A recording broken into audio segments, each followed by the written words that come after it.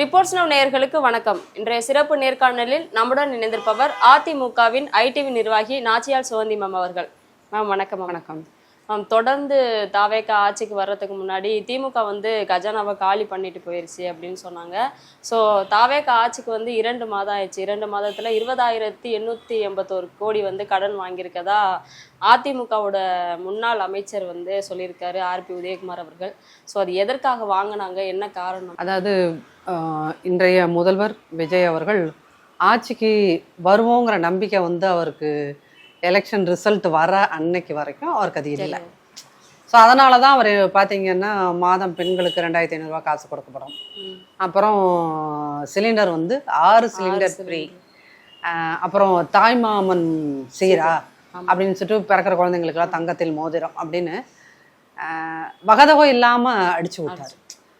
ஏன்னா அது நம்ம ஆட்சிக்கு வருவோம் அப்படிங்கிற ஒரு தேர்ந்த அரசியல்வாதியாக இருந்தா இந்த அளவுக்கு சாத்தியம் இல்லாத விஷயங்களை சொல்ல மாட்டாங்க. 6 சிலிண்டர்னா இன்னைக்கு தேதி ஒரு சிலிண்டர் இன்னைக்கு கிட்டத்தட்ட 1000 ரூபாய் போயிடுச்சுல. அப்போ 1000 ரூபாய்னா 6000 ரூபாய் நீங்க எத்தனை ரேஷன் கார்டு இருக்கோ அத்தனைக்கும் மாசம் மாசம் கொடுக்க முடியுமா? கொடுக்க முடியாது. அந்த வருஷத்துக்கு ஃபுல்லா அது முடியாது. அப்போ இது எல்லாமே தன்னுடைய தமிழ்நாட்டு நிலைமை என்ன, அது பட்ஜெட் எப்படி அப்படின்றதெல்லாம் அவருக்கு புரியலை. ஃபர்ஸ்ட் அது உண்மையும் சொல்ல போனா அவங்க ஆட்சிக்கு வருவோன்றத விஜய் உள்பட யாரும் நம்பலை. சரிங்களா? அதனாலதான் இஷ்டத்துக்கு அடிச்சு விட்டாங்க. இப்ப அதோட விளைவு என்னாச்சு? இன்னைக்கு உங்களுக்கு இப்பதான் 20,000 கோடின்னு ஆரம்பிச்சிருக்காங்க. எப்படி ஆட்சிக்கு 75 நாட்களுக்குள்ள 20,000 கோடி எதுவுமே இன்னும் இம்பாக்ட் பண்ணல. ஸோ அதுக்காக என்ன கடன் வாங்கி இல்லை 25 இந்த 20 கோடிங்கிறது அதுலேயே சொல்லிட்டாங்க 14,000 கோடி இந்த மாதம் வட்டி கட்டணும் இல்லையா, அந்த வாங்கி வச்சிருக்க கடனுக்கு வட்டி கட்டணும், அதுக்கே போயிடும் அப்படின்னு சொல்லியிருக்காங்க. இது அவங்க ஒரு என்ன சொல்றது, அந்த கவர்மெண்ட்டுக்குள்ளே இருக்கின்ற அமைச்சர்களில் ஒரு நிதி அறிக்கை அல்லது அந்த செலவினங்கள் எப்படி அது ஃபினான்ஷியலாக கவர்மெண்ட்டை ரன் பண்ணுறது அப்படிங்கிறத பார்த்தீங்கன்னா ஒரு ஆழ்ந்த பார்வை யாருக்கும் கிடையாது. அதுதான் உண்மை. அப்போ வந்துட்டாங்க, ஆட்சி அமைச்சிட்டாங்க. அங்கிருந்த ஒரே சீனியர் அப்படின்னா அது செங்கோட்டையன் அவர்கள் தான். ஸோ செங்கோட்டையனுக்கு தான் ஃபர்ஸ்ட் மினிஸ்ட்ரி இது கொடுத்த நிதி அமைச்சர் கொடுக்குற மாதிரி இருந்தது. பட் அவர் தன்னால் ஹேண்டில் பண்ண முடியாதுன்னு பயந்ததுனால எனக்கு அது வேணாம் அப்படின்னு சொல்லிட்டாரு. அப்போ நீங்க இன்னைக்கு கொடுத்துருக்க திரு மரிய வில்சன் அப்படிங்கிறவரு, அவர் மேல பாத்தீங்கன்னா அவர் மேல கிரிமினல் கேஸ்லாம் இருக்கு. அவருமே சொல்லியிருக்காரு திமுக பண்ண ஊழல் எல்லாத்தையுமே நான் வெளியேறிக்கல இது பண்ண போறேன் அப்படின்னு. இல்ல, நான் உண்மையிலுமே திமுக ஆட்சியில் இருந்த போது திமுகவை அதிகம் விமர்சித்த ஆட்களுள் ஒருவன். சரிங்களா? ஆனா இன்னைக்கு இவங்க எதுக்கு எடுத்தாலும் திமுகன்னு சொல்லும் போது மத்திய அரசாங்கம் 12-13 வருஷம் ஆச்சு இல்லையா? இந்த 12-13 வருஷங்கள்லயும் நாடாளுமன்றத்துல அவங்க எதுக்கு எடுத்தாலும் என்ன சொல்லுவாங்க? நேருதான் காரணம். இவங்க என்னன்னா கருணாநிதி தான் காரணம்னு நேரடியா சொல்லாம திமுகங்க ஃபர்ஸ்ட் ஒரு கொஞ்ச நாளைக்கு அது எல்லாமே ஆமா திமுக காரணம் அப்படிங்கிறது. கொரோனா பீரியட்ல கூட அந்த அளவுக்கு கடன் வாங்கல கடந்த ஆட்சியில. இப்ப இந்த வருஷத்துக்குள்ளேயே 1.5 லட்சம் கடன் வாங்குறதா இருக்கிறதா தகவல் வந்திருக்கு. ஆமா, உங்களுக்கு இப்ப 1 லட்சம் கோடி அது திரும்ப கடன் வாங்க போறாங்க அப்படின்னா அதான் சொல்றேன். நீங்க 6 சிலிண்டர்லாம் உங்க இஷ்டத்துக்கு அடிச்சு விடுறீங்க மேடம். இன்னைக்கு தங்கம் விற்கிற விலை என்ன? ஒரு கிராம் கிட்டத்தட்ட 12 ரூபா 13 ரூபா 13,000 விற்கிது. அப்ப நீங்க ஒவ்வொரு பிறக்கிற ஒரு குழந்தைங்க நீங்க தமிழ்நாட்டுல சராசரியா ஒரு நாளைக்கு 500 குழந்தை பிறக்குதுன்னு வச்சுக்கோங்க, ஒரு அப்ராக்சிமேட்டா சொல்றேன். அப்ப அந்த 500 குழந்தைக்கு நீங்க ஒரு கிராம் அப்படிங்கிறது அது எவ்வளவு தூரம் சாத்தியப்படும்? அப்போ நம்ம இவங்க ஆட்சிக்கு வருவோங்கிற உறுதியா தெரியாம அனுபவமின்மையின் காரணமாக சொல்லிட்டாங்க. இப்ப சொல்லிட்டு இது அத்தனையும் நிறைவேற்றலன்னு வச்சுக்கோங்க. இப்ப திமுக ஏன் வீட்டுக்கு போச்சு? எந்த ஒரு வாக்குறுதியும் நிறைவேற்றல. அவங்க சும்மா டெய்லியும் ஒவ்வொருத்தரும் ஒவ்வொரு மினிஸ்டர் மைக்ல ஒருத்தர் 85% வாக்குறுதிகளை சொல்லிட்டோம் பாரு, இன்னொருத்தவங்க நாங்க 95% பாரு, ஒருத்தர் 99 பாரு, இப்படி ஆளாளுக்கு. ஆனா உண்மையிலும் கணக்கு போட்டு பார்த்ததுல 36% அவங்க சொன்ன வாக்குறுதிகளை கூட அவங்க நிறைவேற்றல அப்படிங்கறத உண்மை. இப்ப அதே கதிதான் இவங்களுக்கும் வருங்கிற பயம் முதல் வருஷத்திலேயே அவங்களுக்கு வந்துருச்சு. நம்ம அட்லீஸ்ட் அந்த தாய்மாமன் சீர்திட்டம் இருக்கு இல்லையா, அது நான் என் தங்கைகளோட பிள்ளைகளுக்கு அப்படி இப்படின்னு ஒரு சென்டிமெண்டலா டயலாக்லாம் அடிச்சு விட்டாரு. அதை பண்ணலைன்னா தனக்கு பெயர் கெட்டு போயிடும் அப்படிங்கிறத விஜய்க்கு அவருடைய ஆலோசகராக இருக்கின்ற ஜான ஆரோக்கியசாமி திரும்ப அதை எடுத்து சொல்லிட்டு இருக்கலாம். அதனாலதான் இந்த கடன் வாங்குறது இவங்க சொன்ன வாக்குறுதிகள்ல சில முக்கியமான வாக்குறுதிகளை நிறைவேற்றுறதுக்கே அந்த அமௌண்ட்டே பத்தாதுன்னு வச்சுக்கோங்களேன். இப்போ வாங்குற அந்த 1 லட்சம் கோடியே உங்களுக்கு அது பத்தாது. அது இல்லாமல் நீங்கள் வந்து அரசாங்கத்தை வந்து நடத்தணும் அப்படின்னு சொன்னீங்கன்னா நம்மளுடைய மினிமம் தேவைப்படுகின்ற தொகை இருக்கு இல்லையா, அதை வந்து இவங்களால ஜெனரேட் பண்ண முடியுமா, வரி வருவாயிலிருந்து ஜெனரேட் பண்ண முடியுமாங்கிறதும் தெரியல அவங்களுக்கு. அதனால இது வந்து இதை நம்ம சொன்னோம்னா வேற உடனே அவங்க அமைச்சர்கள் யாராவது உடனே அடுத்த உடனே அதை ரியாக்ட் பண்ணுவாங்க. அனுபவமின்மைன்னு எங்களை சொல்றீங்களா, எங்களை அப்படி சொல்றீங்களா இப்படி சொல்றீங்கன்னா, விஜயே இன்னொரு தடவை முதல்ல எங்கேயாவது போய் இன்னொரு மீட்டிங்ல பேசும்போது இப்படி யூடியூப்ல எல்லாம் உட்காந்துட்டு அறிவு இல்லாம பேசிட்டு இருக்காங்க அப்படின்னும் சொல்லுவாரு. பட் உண்மை என்ன அப்படின்னீங்கன்னா, ஆட்சியை ரன் பண்றதுக்குல கவர்னன்ஸ், அந்த கவர்னன்ஸுங்கிறது வந்து அப்படி டக்குன்னுலாம் செய்யக்கூடிய விஷயம் கிடையாது. சரிங்களா? அதுக்கு வந்து குறைந்தபட்ச அனுபவமாவது வேணும். இப்ப இவங்க வந்து இந்த 20,000 கோடி யாரு சொல்லி கடன் வாங்கினார்? அது விஜயோட முதல்வராக அவருடைய மைண்ட்ல உதித்து வாங்கினாரா, இல்ல ஜான ஆரோக்கியசாமி சொல்லி வாங்கினாரா அப்படின்லாம் பாத்தீங்கன்னா, ஜான ஆரோக்கியசாமி என்பவர் ஒரு ஸ்ட்ராட்டஜிஸ்ட். சரிங்களா? அவருக்கு வந்து கவர்னன்ஸ் பத்தி தெரியாது. எப்படி ஆட்சியை பிடிக்கலாம், என்ன பண்ணினா பிடிக்கலாம் அப்படிங்கிறத விட தெரியும். மற்ற யாருக்குமே வந்து கவர்னன்ஸுங்கிறது தெரியாது. அப்ப இது யாரு அவங்களுக்கு சொல்லியிருப்பா? ஏற்கனவே அங்க இருக்கின்ற ஐஏஎஸ் ஆபீசர்ஸ். சரிங்களா? அப்போ இந்த அரசை நடத்தி கொண்டிருப்பது இன்னை தேதிக்கு அரசாங்கத்தை ஸ்ட்ராங்கா நடத்திக்கிட்டு இருக்கிறது யாரு அப்படின்னு பாத்தீங்கன்னா ஐஏஎஸ் ஆபீசர்ஸ். சரிங்களா? அப்போ அந்த ஐஏஎஸ் ஆபீசர்ஸ் கொடுக்கின்ற ஐடியா தான் வந்து என்னது, சார் இப்ப இந்த இப்ப அடுத்த பட்ஜெட் அப்படிங்கும் போது இப்ப ஆகஸ்ட்ல வரப்போகுது போடுறேன் அப்படின்னு இருக்காங்க. பட் எவ்ரி ஃபினான்ஷியல் இயர் அப்படிங்கும் போது உங்களுக்கு பிப்ரவரியில சப்மிட் பண்ணணும். அப்ப இந்த இடைக்கால பட்ஜெட்டுக்காக நம்ம இந்த தொகையை வாங்கிக்கலாம், ஐ மீன் அது வரைக்கும் மேனேஜ் பண்றதுக்காக இதை வாங்கலாம் அப்படிங்கிறது தான் இவங்களோட இது. அப்போ இவங்க வந்து என்ன சொன்னாங்க, திமுக அரசாங்கத்தையும் அதிமுக அரசாங்கத்தையும் என்ன சொன்னாங்க, டாஸ்மாக் வருமானத்தை வச்சுதான் இவங்க கவர்மெண்ட் ரன் பண்றாங்க. ஆனா இன்னைக்கு இவங்க என்ன பண்றாங்க, வந்ததுக்கு அப்புறம் இவங்களும் டாஸ்மாக் இப்ப வந்து அந்த டெண்டர் ஓடுறதெல்லாம் அதுக்குள்ள இருக்கிற ரூல்ஸ் அண்ட் ரெகுலேஷன்ஸை ரொம்ப தளர்த்தி இருக்காங்க. ஏன்?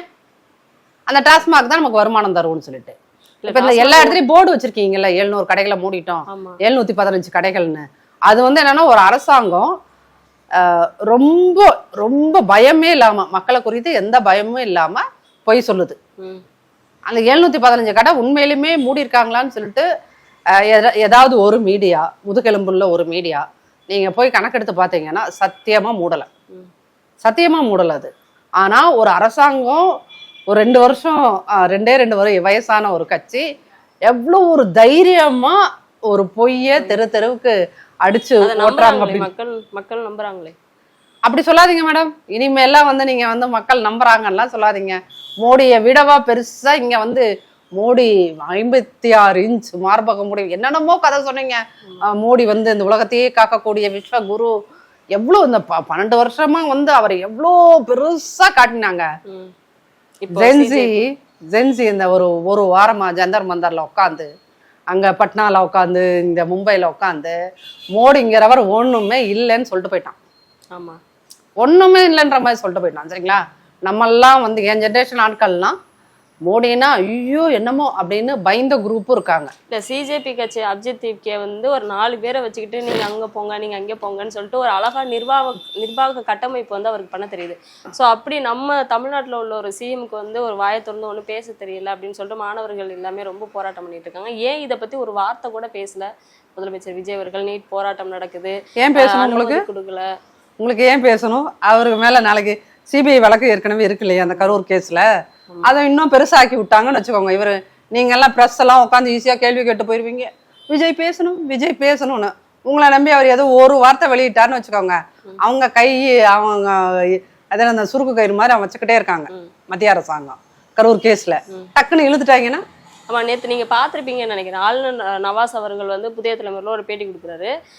தாவேகா வந்து பாஜக, இது தாவேகா மூலியமா பாஜக வந்து நம்ம தமிழ்நாட்டை ஆழ்ந்துகிட்டு இருக்கு அப்படின்னு சொல்லிட்டு. காரணம் என்னன்னா, ஐஏஎஸ் அவர்கள் தேர்தல் ஆணையர் வந்து சாய்குமார் அவர்களை முன்னெடுத்து சொல்லியிருந்தாரு. அவருக்கு வந்து பதவி காலம் முடிஞ்சு ஏன் இன்னும் அந்த நீட்டிப்பு வந்து கொடுக்கணும் அப்படின்னு சொல்லிட்டு. அப்போ அதுலேருந்தே தெரியலையா அப்படின்னு சொல்லிட்டு. ஸோ அது மூலியமா பார்த்தா பாஜக வந்து பி டீம் வந்து பாஜக அப்படிங்கிற மாதிரி தான் தெரியுது. இல்லை, நீங்கள் அது ஒன்றும் மட்டும் வச்சு நம்ம அப்படி சொல்ல முடியாது. ஏன்னா இப்போ வந்து எல்லாரும் வந்து திமுக பேசுகிறது போல உங்களுக்கு வந்து எல்லா கூட்டத்திலையும் வந்தே மாதரம் பாடல் தான், தேசிய கீதம் தான் ஃபர்ஸ்ட் பாடப்படுது, 2வது பாடப்படுது. தமிழ் தாய் வாழ்த்தை பாடுறதில்ல, சில மீட்டிங்கில் பாடுறதே விட்டுட்டாங்க. அப்படிங்கிற இந்த மாதிரி விஷயங்களும் மக்களை நேரடியாக பாதிக்கக்கூடிய விஷயங்கள்லையும் தாவேக என்ன முடிவுகளை எடுக்க போகுதுங்கிறத இனிமேல் தான் நம்ம பார்க்க போகிறோம். சரிங்களா? அப்போ அதிலிருந்து தான் நம்ம ஒரு முடிவுக்கு வரணும். ஏன்னா திமுக பத்திரிகையாளர்கள் செட் பண்ணுகின்ற ஒரே நேரேட்டிவ் எல்லாருமே பாஜகவோட பி டீம் தான் சொல்கிறாங்க. கமலஹாசனையே அப்படி தான் சொன்னாங்க. கடைசியில் அவர் கமலஹாசன் டார்ச்சர்லாம் தூக்கி சாக்கடைக்குள்ளே போட்டுட்டு திமுகவோட சேர்ந்து எம்பி ஆகிட்டாருன்னு வச்சுக்கோங்களேன். அப்போ ஆரம்ப கட்டத்தில் அவர் வந்து ஒரு விஜயோ இல்லை தாவேகா கட்சியோ அவன் பிஜேபியோட பி டீம்னு சொல்கிறது என்னால் முடியல. பட் பிஜேபியை வந்து தாவேகா அரசாங்கம் எதன் பொருட்டும் எதிர்க்காது. அது ஒரு இணக்கமான இதுல செயல்படும் அப்படின்னு சொல்லியிருக்கேன். இல்ல, அரசாங்கம் நடத்துறதுக்கு நீங்க வந்து அவங்க ஒரு மத்திய அரசாங்கமாகவும் மாநில அரசாங்கமா நம்ம வந்து இணக்கமா நடக்கிறதுங்கிறது வேற. ஆனா மாநில உரிமைகளில் தாமேல இருக்கிற வழக்குகளுக்காக அட்ஜஸ்ட் பண்ணிட்டு போறது இருக்கு இல்லையா, அது விஜய் அவர்கள் கண்டிப்பாக செய்வார். ஏன்னா இன்னைக்கு இந்த இந்தியாவில் நடந்த இந்த போராட்டத்தை, நீட் எதிர்ப்பு போராட்டத்தை ஒட்டுமொத்த உலகமும் எதிர்பார்த்த போது, அது ரொம்ப ஆவலா பார்த்துக்கிட்டு இருந்த போது விஜய் அவர்கள் அதை பத்தி எங்கேயுமே வாயை திறக்கல. சரி, விஜய் தான் திறக்கல, எதுக்கு எடுத்தாலும் மீடியா முன்னாடி வந்து பேசுவார்ல அமைச்சர் ஆதவ அர்ஜுனா, அவரும் பேசினாரா? ஏன்னா அவர் மேலேயும் கரூர் கேஸ் இருக்கு. சரிங்களா? அப்போ இவங்க ரெண்டு பேருமே என்னன்னா இன்னைக்குல என்னைக்குமே மத்திய அரசாங்கத்தை எதிர்த்து பேச மாட்டாங்க. இப்போ எல்லாரும் வந்து ட்விட்டர்ல இவர் பேசல முதல்வர் பேசலன்னு சொன்னப்போ அவங்க ஒரே ஒரு பதிவு போட்டாங்க பாத்தீங்களா? அதுல பாத்தீங்கன்னா எந்த இடத்துலயும் மத்திய அரசாங்கம் வராது, பாஜக அரசாங்கம் வராது. ஆபீஷியல் ஐடில இருந்து வந்துருந்துச்சு, தாவேகா சார்பா தான் வந்துருந்துச்சு, நான் அவரோட ஐடில இருந்து வரல. அப்ப அந்த அளவுக்கு அவர்கள் பாஜகவை பார்த்து பயந்து போயிருக்கிறார்கள். அந்த பயத்துல ஒரு நியாயமும் இருக்கு. ஏன்னு வச்சுக்கோங்களேன், பாஜக அரசாங்கம் அவங்களுக்கு இணக்கமா இல்லாத எல்லா அரசாங்கத்தையும் கழுத்தை வெட்டி போட்டுருது. அதை பண்றாங்க அவங்க, இல்லைன்னு சொல்ல. இன்னைக்கு பாத்தீங்கன்னா மம்தா தீதி வந்து அவ்வளவு பெரிய என்னது அந்த மேற்கு வங்கத்தின் சிங்கம் மாதிரி இருந்த ஒரு பெண்ணை அந்த கட்சியவே இன்னைக்கு ஒன்றும் இல்லாம ஆக்கிட்டாங்க. அப்படிங்கும்போது இவர்கள் எதையும் செய்வார்கள் பாஜக காரர்கள் அப்படிங்கிறதுனாலதான் தாவேகா அரசு பயப்படுது. ஆனா இவங்க என்ன ரொம்ப தொக்கா மாட்டியிருக்காங்க. அந்த கரூர் சம்பவத்துல பிஜேபி நினைச்சா அதை விஜய்க்கு ஆதரவாகவும் கொண்டு போக முடியும், விஜய்க்கு எதிராகவும் கொண்டு போக முடியும் அப்படிங்கிறது இவர்களுக்கு தெரிந்ததுனால இவங்க கொஞ்சம் அமைதியா தான் இருப்பாங்க. 350 ஆண்டு காலமாக இருந்த தலைமைச் செயலகத்தை வந்து இன்னைக்கு நாமக்கல் கவிஞர் மாளிகைக்கு மாத்துறாங்க முதலமைச்சர் விஜய் அவர்கள். ஸோ அது என்ன காரணத்துக்காக மாத்துறாங்க மேடம்? அவர் வந்து இந்த ஜாதகம், ஜோதிடம், அப்புறம் இந்த வீட்டெல்லாம் மாத்தி மாத்தி வைப்பாங்களே, அது என்ன ஜோதிடம், அந்த வாஸ்து ஜோதிடம், இது எல்லாத்தையுமே அவர் ரொம்ப ஸ்ட்ராங்கா. அவங்க என்ன சொல்றாங்கன்னா முதலமைச்சரை பார்க்க நிறைய மக்கள் வருவாங்கன்னு சொல்லிட்டு, ஒரு நிர்வாக அமைப்பு கட்டமைப்பு சரியில்லை அப்படின்னா தான் முதலமைச்சர் விஜய் அவர்களை பார்க்க வருவாங்க. அந்தந்த துறை சார்ந்த அமைச்சர்கள்லாம் இருக்காங்க. அதெல்லாம் ஜால்ஜாப்பு காரணம் மேடம். என்னை பார்க்க நிறைய பேர் வருவாங்கன்னா, இப்போ வந்து அந்த பில்டிங்ல அதிக காலம் இருந்தவர் அப்படின்னு பார்த்தீங்கன்னா புரட்சி தலைவி அம்மா தான். சரிங்களா? அப்போ அவரை பார்க்கறதுக்கு வராத கூட்டம் விஜய் அவர்களை பார்க்க வருதான்னு பார்த்தீங்கன்னா இல்லை. ரெண்டாவது, ஐயா கலைஞர் அவர்கள் அந்த பில்டிங்ல வந்து ரொம்ப வருஷம் இருந்திருக்காரு. அம்மாக்கு அப்புறம் அவர் இருந்திருக்காரு. சரிங்களா? அப்போ அவரை பார்க்க வராத கூட்டமா? அப்போ வந்து என்னன்னா இவங்க எல்லாமே வந்து மக்களோட டைரக்டா கான்டாக்ட்ல இருக்கணும்னு நினைக்கிற தலைவர்கள். ஆனா இவர் வந்து என்னன்னா மக்கள் இருந்து ஐசோலேட் ஆக்கி இருக்கணும்னு நினைக்கிற ஒரு தலைவர். எந்த இடத்துலயாவது அவர் டைரக்டா மக்கள்கிட்ட போய் பேசி நீங்க பாத்திருக்கீங்களா? பேசல. ஒரு சாதாரணமா போய் பார்த்து பேசுனது எங்கேயுமே இது வரைக்கும் நடக்கல, இனிமேலும் அது நடக்காது. சரிங்களா? அப்போ இவங்க ஒரு வகையில மக்களை இவங்க பார்க்க விரும்பல. ரெண்டாவது, அவரு அந்த என்னது நெத்தியில ஒண்ணு வச்சுட்டு வர அரகஜா, கருப்பு போட்டுக்கு பேருது அரகஜா, அது கேரள மாந்திரிகம் அப்படின்னு சொல்றாங்க. அதை நீங்க வச்சுட்டு போனீங்கன்னா யாரையா இருந்தாலும் அட்ராக்ட் பண்ண முடியும்னு நினைக்கிறேங்க. அப்போ இந்த அளவுக்கு மூட நம்பிக்கைகளை ரொம்ப தீவிரமா நம்புகின்ற முதல்வர்கள் அப்படின்னு சொல்லிட்டு இது வரைக்கும் தமிழ்நாட்டுல யாரும் அந்த முதல்வர் நாற்காலியில உட்கார்ந்தது கிடையாது. இந்த அளவுக்கு மூட நம்பிக்கை, அது பெருந்தலைவர் காமராஜரா இருந்தாலும் சரி, அதுக்கு முன்னாடி இருந்த ஐயாக்களாக இருந்தாலும் சரி, யாருமே இந்த அளவுக்கு நம்பினதே கிடையாது.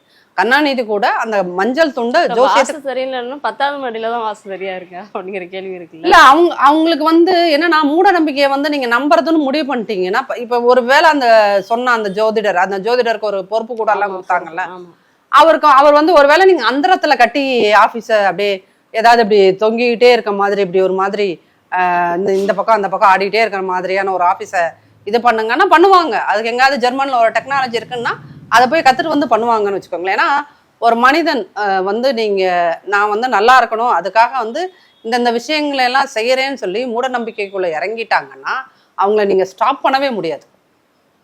இன்னைக்கு வந்து ஏன் இத்தனை போலி சாமியார்கள் உருவாகியிருக்காங்க? இப்ப விஜய் அவர்களும் அந்த மூட நம்பிக்கைகள் மீது அவருக்கு வந்து ஒரு பெரிய அப்சஷன் வந்துருச்சு. அது மேல வந்து ஈர்ப்புங்கிறத விட அது மேல ஒரு பெரிய அடிமைத்தனம் வந்துருச்சு. அதனால அவர் வந்து இப்ப என்ன சொல்றீங்க, 4வது மாடியில இருந்து இப்ப அந்த 10வது மாடி அந்த நம்பருக்குள்ள ஏதாவது ஒரு மேஜிக் இருக்குன்னு அவர் ஜோசியர் சொல்லியிருப்பாரு. அப்ப இது என்னை பொறுத்தளவு நான் அப்படிதான் பாக்குறேன். முதலமைச்சர் ஆகிறதுக்கு முன்னாடி இந்த வாஸ்து எல்லாத்தையும் நம்பினாரு, ஓகே நான் ஆகணும் அப்படின்னு சொல்லிட்டு. இதுக்கப்புறம் ஏன் இந்த ஒரு இதை நம்பணும்? ஒரு 5 வருஷம் கவர்மெண்ட் நடக்க வேண்டாமா?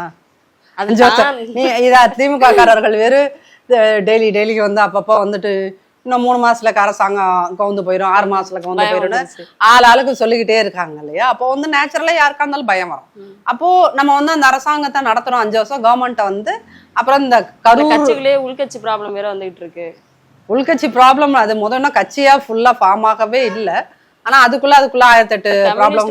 இது வந்து தேவையில்லாத செலவு அப்படின்னு சொல்லியிருக்காங்கல்ல. பரவாயில்ல, கம்யூனிஸ்டுகள் திமுகவோடு இருந்த போது எந்த பிரச்சனைக்கும் வாய் திறக்காதவர்கள் தாவேகா கூட்டணியில் வாய் திறக்கிறார்கள், கருத்துக்களை சொல்றாங்க. அந்த அளவுக்கு சுதந்திரமா விஜய் அவர்களை விட்டிருக்காரு அப்படிங்கிறது ஒரு சந்தோஷப்படக்கூடிய செய்தி தான். இதை வந்து எப்படி சொல்றது, இவர்கள் உள்கட்சி பிரச்சனைகள் இது எல்லாமே வந்து இப்பதான் லைட்டா மீடியா பேச ஆரம்பிச்சிருக்கீங்க இல்லையா?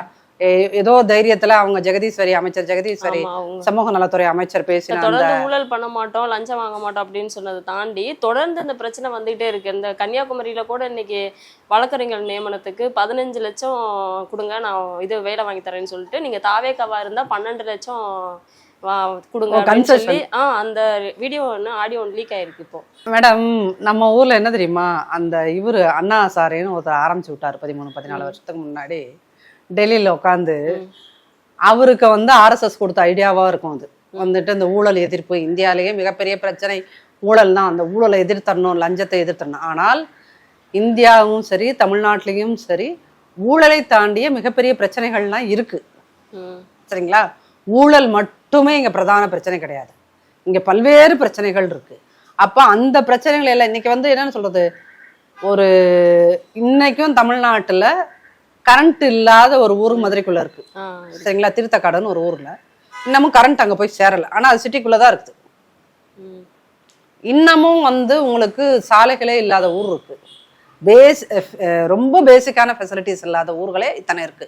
இதையெல்லாம் நம்ம ஏதாவது நாங்க மாற்றத்தை கொண்டு வருவோம்னு சொன்னவங்க மாற்றத்தை கொண்டு வருவாங்களான்னு பார்த்தா அதைத்தான் நம்ம இந்த 5 வருஷம் பார்க்கணும். இப்ப திருப்பி உங்களுக்கு ஒரே ஒரு விஷயத்த ஃபோக்கஸ் பண்றாங்க, லஞ்சம் வாங்க மாட்டோம்னு. ஆனா இவங்க ஆட்சி அமைச்சு ஒரு 50 நாளைக்குள்ளேயே ஒரு மினிஸ்டர் மேல அவர் வேலை வாங்கி தரோம்னு சொல்லிட்டு 11 லட்சம் வாங்கினாரு.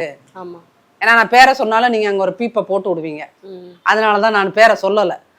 அப்போ அந்த மினிஸ்டர் மேல வருது கம்ப்ளைண்ட். இப்போ ஒவ்வொருத்தர் மேலேயும் வருது. நீங்க உள்ள நிர்வாகத்துக்குள்ள, அவங்க கட்சி நிர்வாகத்துக்குள்ள ஒரு சின்ன போஸ்ட் போடுறாங்கன்னு வச்சுக்கோங்களேன், ஒரு வட்டம் லெவல்ல ஒரு வட்டத்துல ஒரு பகுதி செயலாளர் இந்த மாதிரி போஸ்ட் போடுறதுக்கே 10 லட்சம் கேட்கறாங்க, 15 லட்சம் கேட்கறாங்கன்னு வருது. அப்போ ஒரு பகுதி செயலாளருக்கே நீங்க 15 லட்சம் வாங்கி போஸ்டிங் கொடுக்குறீங்கன்னா நீங்க எப்படி வந்து கவர்மெண்ட்டை ரன் பண்ணுவீங்க லஞ்சம் வாங்காம? அதனால இது சும்மா இந்த ஓட்டு போட்ட மக்கள் வந்து தயவுசெய்து இதெல்லாம் அப்சர்வ் பண்ணுங்க. உண்மையிலுமே இங்க லஞ்சம் வாங்காம தான் எல்லா வேலைகளுமே நடந்துட்டு இருக்குதா? நீங்க பர்சனலா ஒரு இடத்துக்கு போகும்போது அவர் தான் மேடையில சொன்னார் இல்லையா, விஜய் என் அண்ணன், விஜய் என் தம்பி, என் பேரை சொன்னான், விஜய் என் மகன் ஆட்சிக்கு வந்திருக்கான், என் தம்பி ஆட்சிக்கு வந்திருக்காருன்றதுனால நீங்க யாரும் லஞ்சம் கொடுக்காதீர்கள் அப்படின்னு சொன்னார்ல. அப்படி போய் ஏதாவது ஒரு ஆபீசர் உங்களுக்கு வேலை ஆகணும்னா ஆபீசர்ஸை விடுங்க, இவங்க மினிஸ்டர்ஸே இருக்காங்க இல்லையா, அந்த அவர் பேசுறப்ப பக்கத்துல நின்று கையெல்லாம் ஆக்ரோஷமா தட்டின மினிஸ்டர்ஸ் எல்லாம் இருக்காங்களா, அவங்க டிபார்ட்மெண்ட்ல காசு கொடுக்காம ஒரு வேலை நடக்குதான்னு பொதுமக்கள் போய் அப்ரோச் பண்ணி பார்த்துட்டு ஒரு முடிவுக்கு வரலாம். சரிங்களா? அதனால இதெல்லாம் வாய்ஸ் அவடாளுக்கு யார் வேணாலும் பேசலாம் மேடம், ஆனா பிராக்டிக்கலா அது பாசிபிளா அப்படின்னு பாத்தீங்கன்னா அது இல்லை. பல்வேறு கருத்துக்களை பகிர்ந்தமைக்கு நன்றி.